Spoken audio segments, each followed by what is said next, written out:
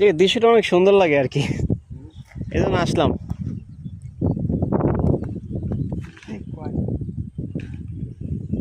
এখানে সাপ বিচ্ছুর ভয় থাকে না ভাই? খুব সাবধানে কাজ করতে হবে আপনাদের, খুব রিস্ক।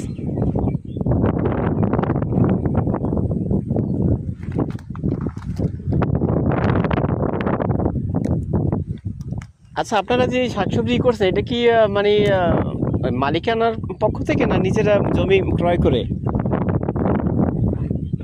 মালিকানা, মালিকেও মানে কিছু দেওয়া লাগে না?